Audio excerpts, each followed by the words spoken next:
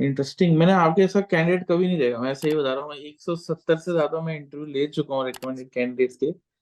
And बड़े different kind of आपकी personality है, मतलब एज ऑफ की unlike defence aspirant, because you are an IIT aspirant.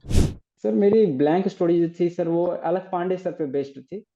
उनमें मैं बनाया था कि एक एवरेज फैमिली से एक लड़का है and he wanted to become an IITian. Engineer बनने का बहुत शौक था उन्हें। इंटरव्यू में फर्स्ट ऑफ ऑल उन्होंने मेरे को पूछा था कि ये क्वेश्चन में से पूछा गया कि why do you want to join Indian arm force. तो मैंने पहले तो बताया था कि sir it is an adventurous lifestyle, here I will get an opportunity to serve my motherland at the very organic level, and I will be getting very high level of respect in the society.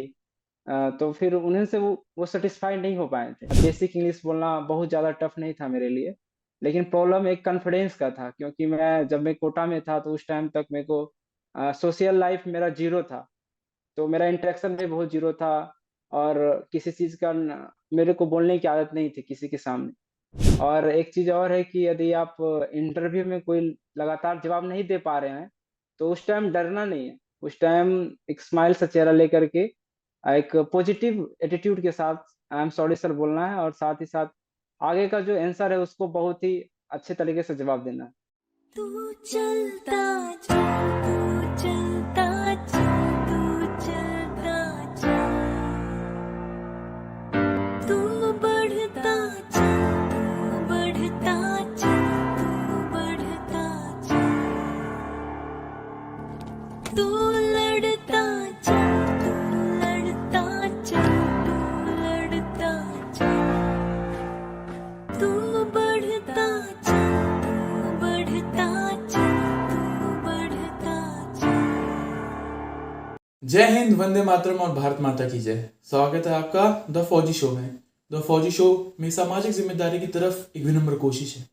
इस show से इकट्ठा किया हर पैसा भारत के वीर foundation में जाएगा, ताकि हमारे शहीद भाई बहन की फैमिलीज को कोई भी आर्थिक समस्या ना आए। आपके एक लाइक, शेयर और सब्सक्राइब से किसी की सहायता हो सकती है, क्योंकि मैं खुद एक एक्स एनडीए हूँ और नेशनल डिफेंस एकेडमी में 3 साल ट्रेनिंग किया हूँ। मैं सम्मान करता हूँ हर उस भाई बहन का जो सरहद पर है, ताकि हम जैसे लोग, आप और मैं, चैन की नींद सो सके। जय हिंद, वंदे मातरम, भारत माता की जय। स्वागत है आपको ऑन द फौजी शो।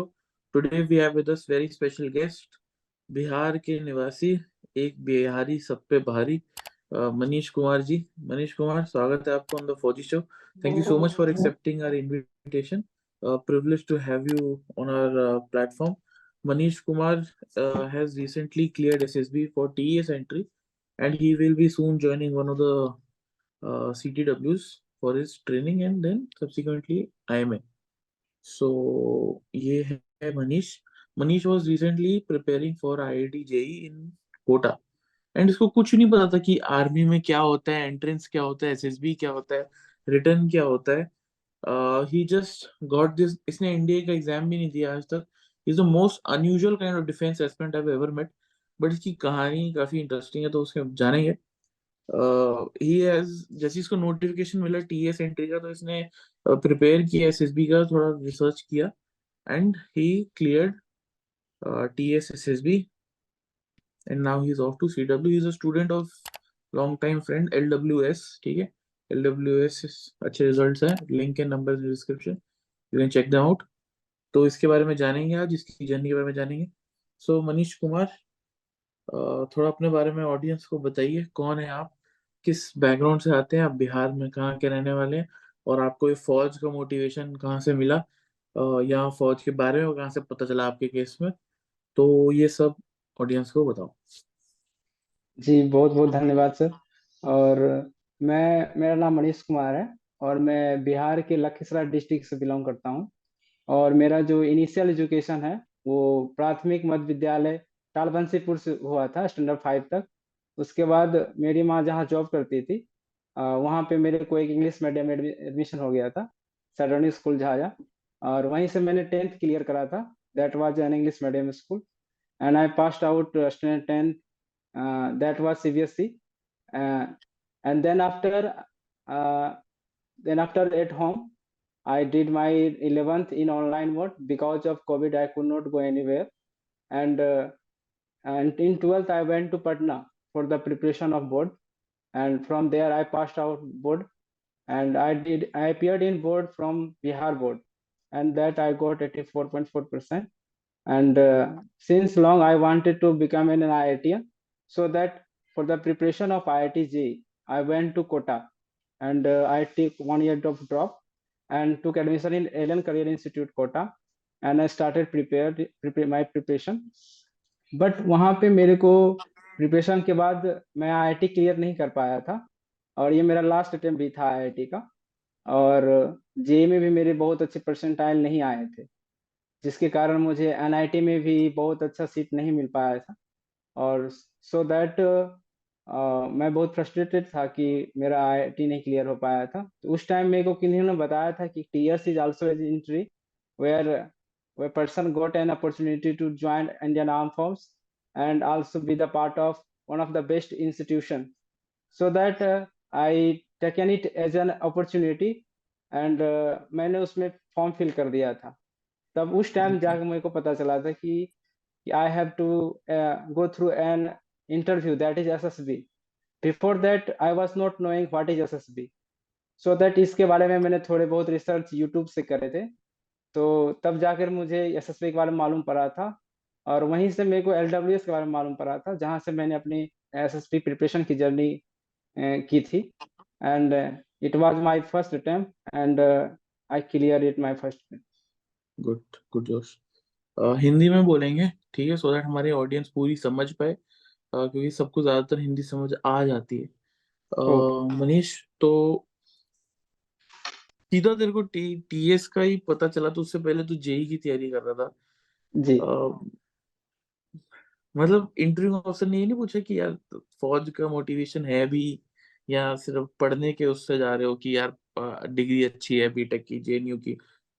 मतलब क्या हुआ इंटरव्यू में, क्या पूछा उन्होंने? इंटरव्यू में फर्स्ट ऑफ ऑल उन्होंने मेरे को पूछा था कि ये क्वेश्चन में से पूछा गया कि why do you want to join Indian arm force.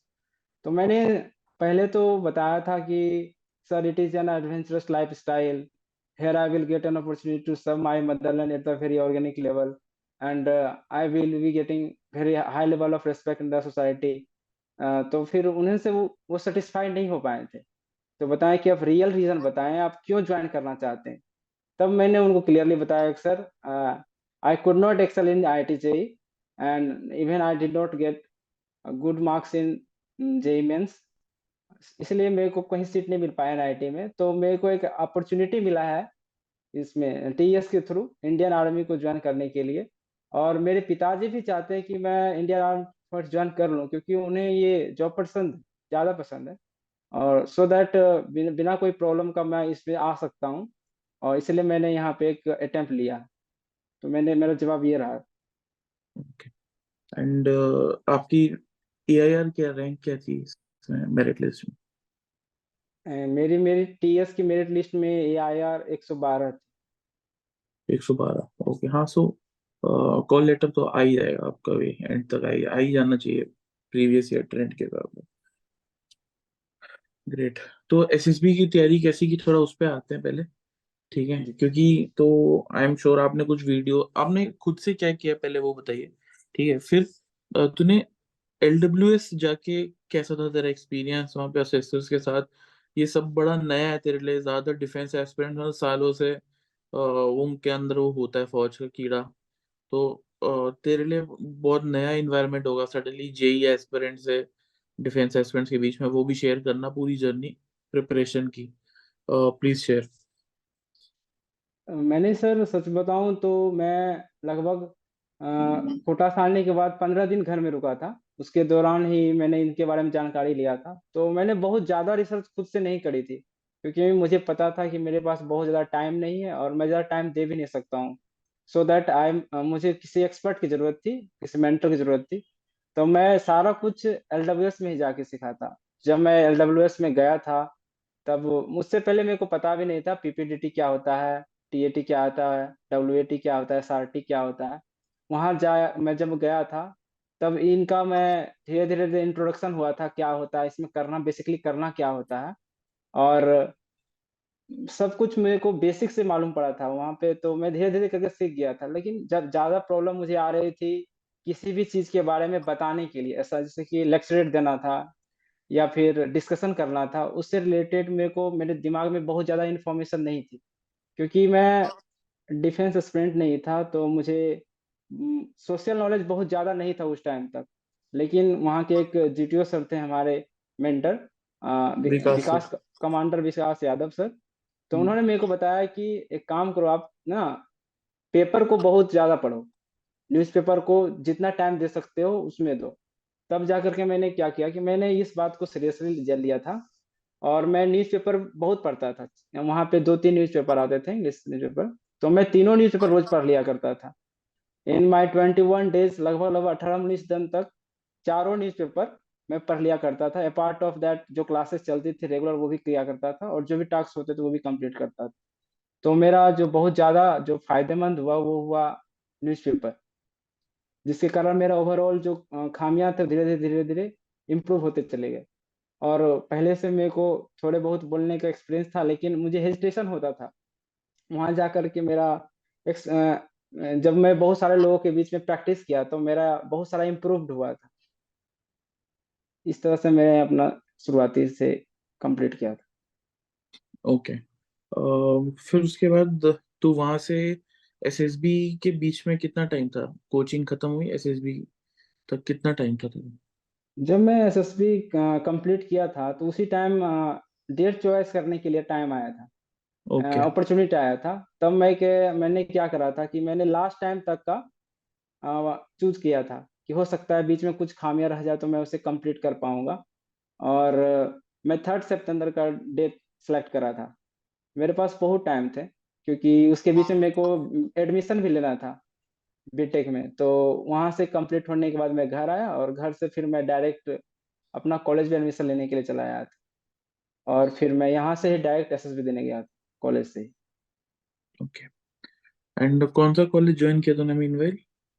मैं अभी बीटेक कर रहा हूँ सर, क्वांटम यूनिवर्सिटी रुड़की से। ओके, ठीक है। जब ये पता चला तेरे को कि तेरे को एसएसबी जाना है, सो कुछ चैलेंजेस होते हैं क्योंकि जैसे जो ज्यादातर बिहार या हरियाणा के बच्चे होते हैं, आई सीन थोड़ा लैंग्वेज इश्यूज होते हैं। English is also one of them because हम लोग एक इंग्लिश कम्युनिकेशन का कोर्स चलाते हैं, सो आई एम अवेयर कि मेजोरिटी हम लोगों को थोड़ी प्रॉब्लम होती है हिंदी स्पीकिंग बेल्ट या मदर टंग जहाँ बोलते हैं हम लोग। तो एसएसबी जब तेरे को पता चला हो कि पूरा टेस्ट इंग्लिश में है वहाँ पे, तो तूने कैसे उसकी तैयारी कैसे की तूने? मैं सर इंग्लिश स्पोकन के लिए कुछ अलग से तैयारी नहीं करा था। मुझे कॉन्फिडेंस का सिर्फ प्रॉब्लम था क्योंकि मैं स्टैंडर्ड 5 टू 10 इंग्लिश मीडियम में पढ़ा था, तो वहाँ पे ज़्यादातर पढ़ाई इंग्लिश में ही होती थी।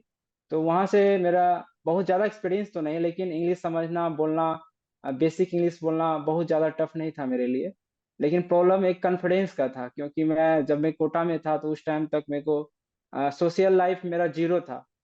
तो मेरा इंटरेक्शन भी बहुत ज़ीरो था और किसी चीज़ का न मेरे को बोलने की आदत नहीं थी किसी के सामने।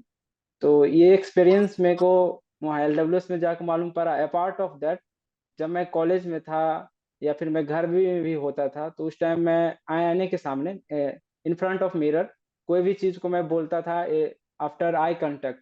इससे मेरा धीरे करके मेरा कॉन्फिडेंस इंक्रीज़ हुआ, जिसके कारण मैं किन्हीं से बात कर पाता था रिलेटेड टू एसएसबी में, एंड मेरा कॉन्फिडेंस बिल्डअप ऐसे हुआ था। ओके। जब तू आईआईटी की तैयारी कर रहा था कोटा में, तो जी। तब तेरे को पता था कि before signing up for TS notification तेरे को आइडिया था कि एनडीए क्या होता है, आईएमए कहाँ होता है या ओडीए क्या होता है? कुछ ऐसा इसके बारे में पता था तेरे को? हाँ, इससे पहले मुझे बस ऊपर-ऊपर पता था कि हाँ, एनडीए एक डिफेंस में एक ऑफिसर एंट्री होता है और ओके। आईएमए तो मालूम था कि इंडियन मिलिट्री एकेडमी है जो कि देहरादून में है। और ओटीए के बारे में बहुत ज़्यादा नॉलेज नहीं था, लेकिन जानता था कि एक ओटीए चेन्नई करके एक इंस्टीट्यूट है, बस इतना ही पता था। ओके। ओके। तूने एनडीए का पेपर लेकिन दिया नहीं? यू वर प्रिपेयरिंग नहीं। फॉर आईआईटी विद फोकस, मतलब उस पर पूरा तेरा फोकस था, राइट? जी। तो जब तू फिर टीएस की एसएसबी चले गया, ठीक है, तो फर्स्ट टाइम ऐसे माहौल में तूने कभी ऐसे इंटरव्यू नहीं दिया होगा, फर्स्ट टाइम था तेरा नेचुरली। सो स्क्रीनिंग में तूने प्रेशर कैसे कंट्रोल किया, एंड तेरा पीपीटीटी में पिक्चर की स्टोरी क्या थी? सर मैं ये जो मेरा था एक्सपीरियंस बहुत पहला एक्सपीरियंस था। और जब मुझे डेट चूज करने का जो मौका मिला था ना कि इसमें आपने खुद से डेट चूज कर लीजिए, तो मैंने जानकर ही 3 सितंबर को डेट चूज करा था, क्योंकि उस दिन एनडीए का पेपर था। तो बहुत सारे जो एनडीए के एक्सपीरियंट थे वो तो पेपर में बिजी हो गए थे। तो मेजोरिटी ऑफ द बच्चे जब आए थे एसएसबी देने के लिए, वो या तो आईआईटी जेई के। Last attempt. जी, तो बहुत सारे जो बच्चे थे वो आईआईटी के ही थे मैक्सिमम। ओके बहुत कम ओके ही बच्चे ऐसे थे जो कि एनडीए एस्पिरेंट थे। तो ओके, इसके यार कारण तूने मुझे अपना बहुत बिहारी वाला दिमाग लगा लिया। जी मुझे बहुत सहूलियत मिला, क्योंकि मुझे पता है कि सर मैं एनडीए वाले बच्चे से एसएसबी में जीत पाना थोड़ा कठिन होगा, क्योंकि मैं उसमें मेरा एक्सपर्टीज नहीं था और मैं अपना बहुत ज्यादा टाइम एसएसबी प्रिपरेशन में नहीं डाला था। तो इसके कारण मैं जब वहां गया था तो बहुत सारे बच्चे न्यू थे। वो ये लोग भी कोचिंग करके आए थे, but they were not also that much experience. तो मुझे बहुत सहूलियत मिला था और मुझे कितने कॉन्फिडेंस था बच्चे आए कि थे? लगभग लगभग सर 75 to 80 बच्चे आए थे। वो भी TS batch, which is very nice, मतलब कंपैरेटिवली लेस। और स्क्रीनिंग कितने हुए? उसमें सर स्क्रीन 25 स्टूडेंट हुए थे। ओके, और रिकमेंड? रिकमेंड 6 बच्चे हुए थे। Not bad, not bad. Okay, फिर उसके बाद पीपीटी की स्टोरी क्या लिख बनाई तूने? सर मेरा पीपीटी का स्टोरी बहुत बेसिक था। उसमें एक शहर का एक इमेज दिखा मेरे को। एक शहर का इमेज था, उसमें हल्का सा कुछ बच्चे कॉलेज के बच्चे मुझे लगे थे। और ब्लरी था, कुछ साफ नहीं था। तो मैंने बस ये बताया, उसमें बताया था कि जो एक बिजी स्ट्रीट था, काफी हैप्पी था। और उस टाइम में क्या हुआ था कि एक ओल्ड लेडी अपना बहुत सारा सामान था उनके पास, और वो बिजी स्ट्रीट में क्रॉस बहुत देर से नहीं कर पा रही थी। तो उन कॉलेज स्टूडेंट ने उनको मदद करा और उनको जाने में, बस रोड क्रॉस कराने में मदद करा था। और साथ ही साथ उनको जो घर पर जाने के लिए अपना ऑटो रिक्शा पे बिठा दिया। बस इतना ही था मेरा स्टोरी। क्योंकि मैं मुझे याद है कि मैं जब कोटा में एक बार टेस्ट देने जा रहा था, तो ऐसा मेरे साथ एक बार हुआ था। तो मुझे याद आ गया था उस टाइम अचानक, तो मैं रिलेट करके वही स्टोरी बना दिया था। ओके, एंड फिर उसके बाद तू स्क्रीन इन हो गया, and then psych test were on the next day, जी सर। है ना? नेक्स्ट डे कौन ही से मेरा बोर्ड में साइड थी टेस्ट। एसएसबी? मेरा सर 11 एसएसबी इलाहाबाद था। इलाहाबाद, ओके। फिर नेक्स्ट डे तेरा साइक टेस्ट हो, उसमें ब्लैंक स्टोरी क्या थी? सर मेरी ब्लैंक स्टोरी जो थी सर वो अलग पांडे सर पे बेस्ड थी। उनमें मैं Okay. बनाया था कि एक एवरेज फैमिली से एक लड़का है। And he wanted to become an IITian, engineer बनने का बहुत शौक था उन्हें। But their parents were not that much effort so that he could study in very good coaching. He tried his best, he struggled, but he could not clear IIT. And anyhow he taken admission in any private institute, and then after he drop out in between, in 1 or 2 year he drop out and started teaching a student and giving the student education about IIT in very less or cheap price.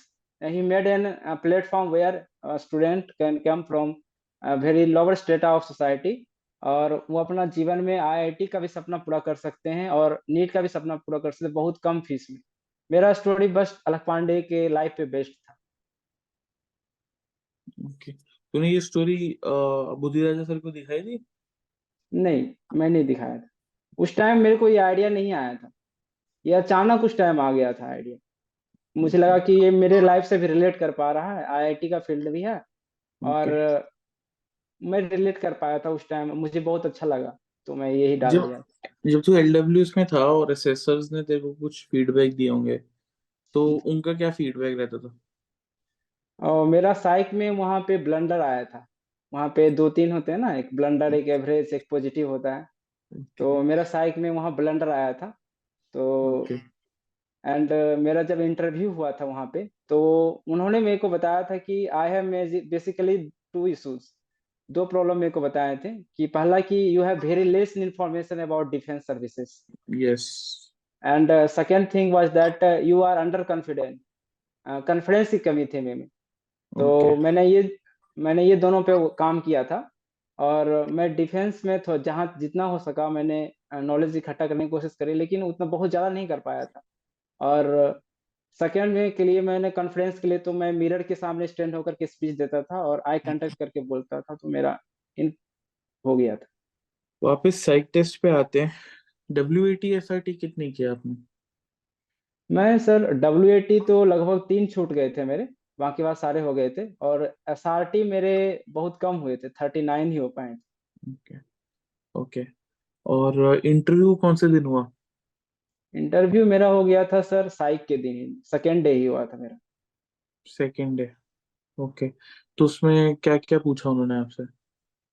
Sir शुरुआती में तो बस comfortable करने के लिए मेरे से पूछे थे कि आप कहाँ से आए हैं, अभी आने जर्नी के बारे में पूछे थे कि कोई दिक्कत तो नहीं हुई, आप कहाँ रुके थे। उसके बाद कंफर्ट होने के बाद फायर क्वेश्चन जो करते हैं वो उन्होंने करा। और साथ ही साथ मेरे फैमिली बैकग्राउंड के बारे में पूछे थे, जैसे कि मेरे फादर एक फार्मर हैं। तो मेजर क्वेश्चन जो पूछे थे वो फार्मिंग से रिलेटेड थे शुरुआती में। उसके बाद मेरा एजुकेशन कंप्लीट होने के बाद उन्होंने मेरे से ज़्यादातर क्वेश्चन पूछे थे साइंस से, फिजिक्स से, टेक्नोलॉजी टेक्नोलॉजी से, चंद्रयान से। और बस इतना इससे रिलेटेड था। और मेरा डिफेंस से क्वेश्चन बहुत कम था, एक दो क्वेश्चन पूछे थे, but I could not answer. So that understood I don't have any knowledge about defence, तो उन्होंने मेरे को डिफेंस से क्वेश्चन पूछना बंद कर दिया। ओके। जब ये सारे क्वेश्चंस पूछ रहे थे टेक से रिलेटेड, चंद्रयान या जो भी तूने टॉपिक बताए, तो ये these you were able to answer? Yes, I was able to answer every question up to 25 to 30 minutes. I answered every question's answer. But after that, I could not answer continuously question, and I had to say, sorry, sir, I don't know, continuously for 3 times. Okay. वो And defence वाले question defence वाले question है थे। ना? क्या पूछा था उन्होंने जैसे? उन्होंने वो रिसेंटली एक जो डील मोमेंडम ऑफ अंडरस्टैंडिंग जो हुआ था इंडिया का, ओके तो उनसे रिलेटेड पूछे थे। और एक पूछे थे मिसाइल से रिलेटेड, मिसाइल के टेक्नोलॉजी से रिलेटेड पूछे थे, वो भी मैं बता नहीं पाया था। और ओके बताए थे कि टैंक के बारे में पूछे थे कि 2-3 टैंक का नाम बताएं जो इंडिया यूज कर रहा है, वो भी मेरे को पता नहीं था उस टाइम, ओके। तो फिर बता नहीं पाया था। ओके।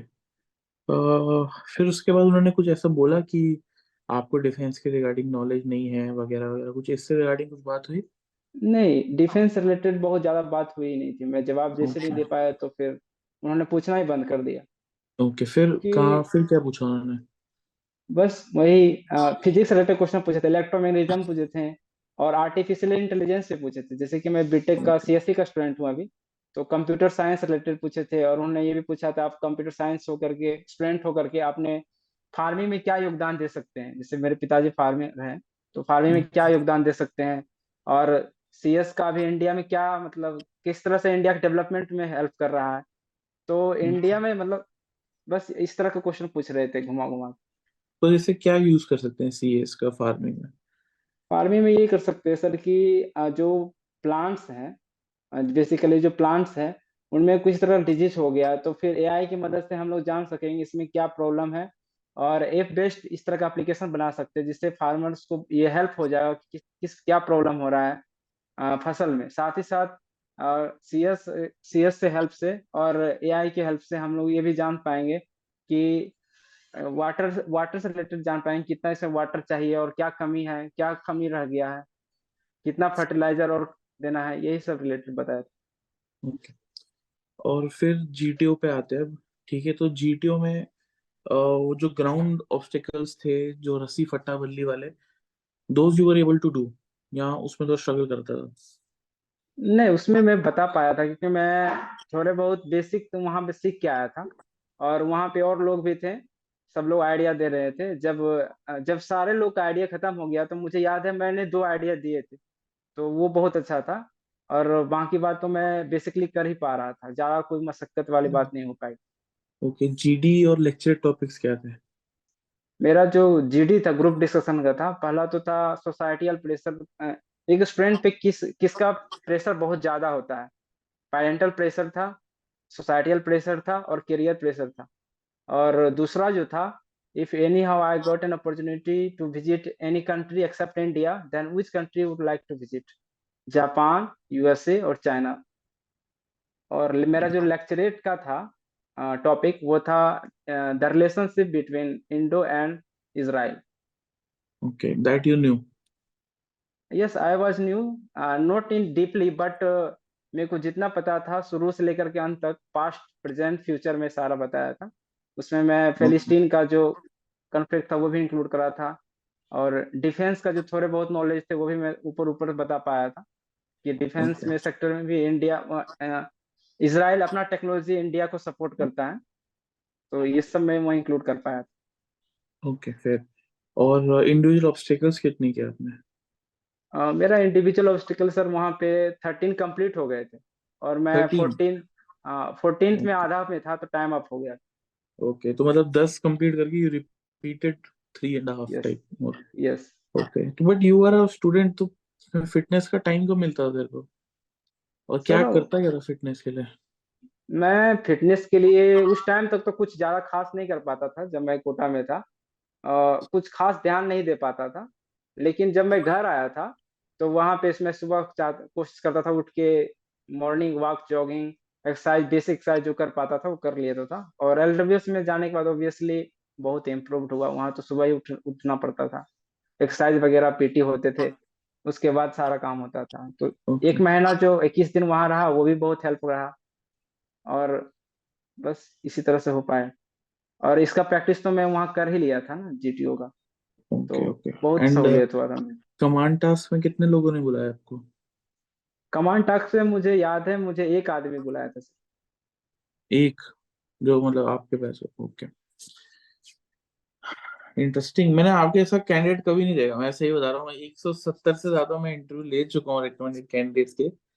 एंड बड़े डिफरेंट काइंड ऑफ आपकी पर्सनैलिटी है, मतलब एज ऑफ की unlike defence aspirant, because you are an IIT aspirant. तो जनरली मतलब बच्चों बच्चों होते हैं, या तो दोनों होते हैं, या बट बड़ा अलग है. Nice, very nice to meet you, I must say. बड़ी मिथ्स हैं लोगों की, आपके थ्रू वो डिबंक हो सकती हैं. So that's great. कॉन्फ्रेंस पे आते हैं. जी जी। कॉन्फ्रेंस कॉन्फ्रेंस से पहले आप बताइए, पूरे एसएसबी में आपका बेस्ट मेमोरेबल मोमेंट कौन सा था, या कोई फनी मोमेंट, या कोई मेमोरेबल मोमेंट?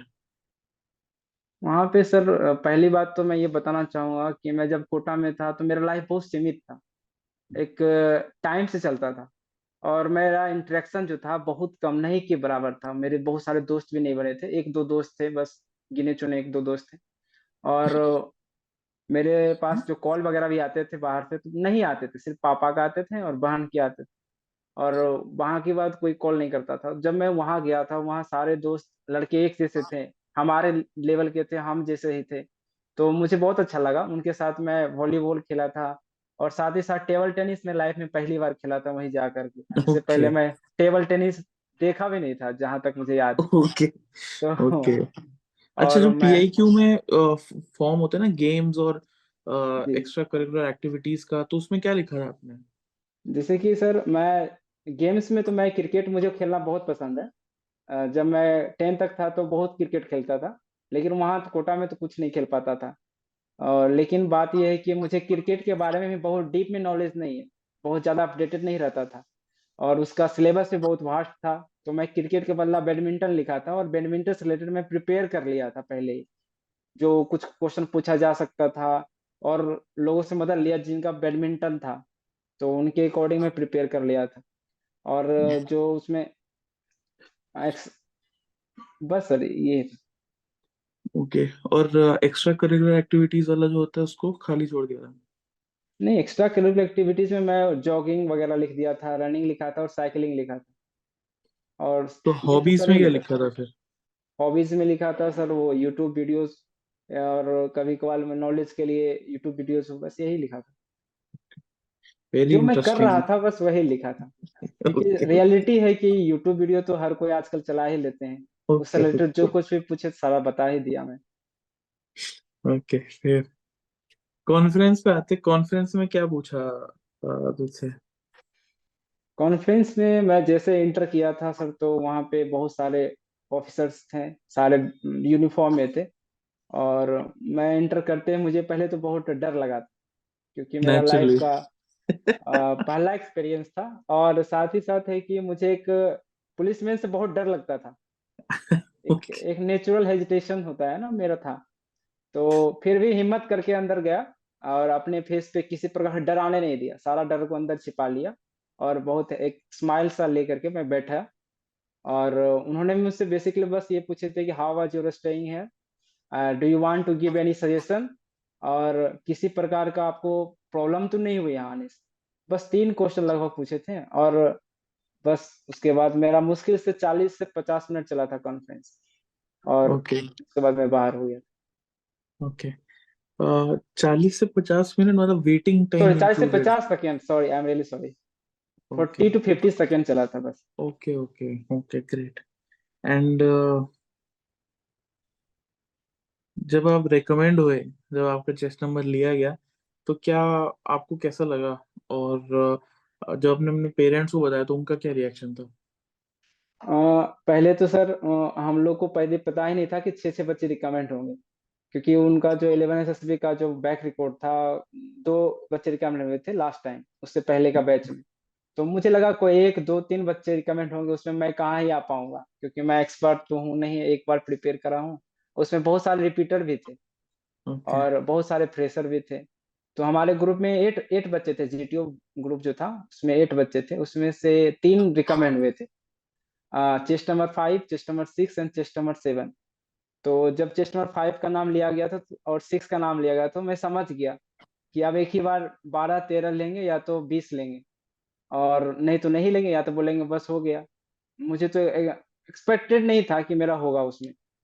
और जैसे ही मेरा चेस्ट नंबर लिया गया तो मैं शॉक्ड था। आई कुड नॉट रिएक्ट, ना मैं बहुत ज्यादा खुश हो पाया ना दुख हो पाया। मेरे जो फेस थे उस पे एक शॉकिंग सा था चेहरा। और उस टाइम में से मेरे फादर के नाम और मेरा नाम और मेरा रोल नंबर पूछा गया था। तो शौक के कारण मैं अपना रोल नंबर भूल गया था। तो मैं अपने पिता का नाम सिर्फ बताया और बोला sorry sir, I forgot my roll number. और यही था सर। और जब मैं पिताजी को जब बताया था, तो वो खुश हुए, बहुत खुश हुए थे, क्योंकि मैं आईआईटी में फेल कर गया, तो उन्हें लगा था कि थोड़ा सा प्रॉब्लम है इसमें। लेकिन जब मैं रिकमेंड हुआ तो उन्हें लगा नहीं, प्रॉब्लम नहीं है, कुछ प्रॉब्लम रह गया और खामियां रह गई होगी, लेकिन did well. Interesting. Any advice जो बच्चे प्रिपेयर कर रहे हैं उनके लिए? बस मैं एक ही एडवाइस देना चाहूंगा सर, कि इसमें डरना नहीं है, कॉन्फिडेंस होना चाहिए। अपना स्माइल सा चेहरा लेकर के वहां जाना है। और एक चीज और है कि यदि आप इंटरव्यू में कोई लगातार जवाब नहीं दे पा रहे हैं, तो उस टाइम डरना नहीं है। उस टाइम एक स्माइल सा चेहरा लेकर के एक पॉजिटिव एटीट्यूड के साथ आई एम सॉरी सर बोलना है, और साथ ही साथ आगे का जो आंसर है उसको बहुत ही अच्छे तरीके से जवाब देना है। Interesting. Thank you so much, Manish Kumar. Thank you so much for coming on our show. Privileged to have you. Wish you all the best for your tenure thank you at sir. CTW and then in IMA, and then even as a career as an officer. And you're a brilliant guy. मैंने ऐसे कभी बंदे से मैं मिला नहीं, ठीक है, जिसको लिटरली जो सिर्फ पर्सनैलिटी के बेसिस पे सिलेक्ट हुआ है। जनरली लोग, बच्चों में जोश होता है कि डिफेंस एस्पिरेंट थोड़ा अलग किस्म का एस्पिरेंट है, मैंने देखा। बट आप सिर्फ टोटली अपने personality and the kind of person you are उसकी वजह से रिकमेंड हुए। So it's a commendable achievement and we wish you all the best and just do well. For thank you those who are sir. Watching this video, please like share subscribe करो, 100K करो and ज्यादा से ज्यादा लोगों के पास मनीष कुमार की कहानी पहुंचाओ। So love you all. Take care. Also do check out LWS. Good results. Link and numbers in description. Love you all. Jai Hind.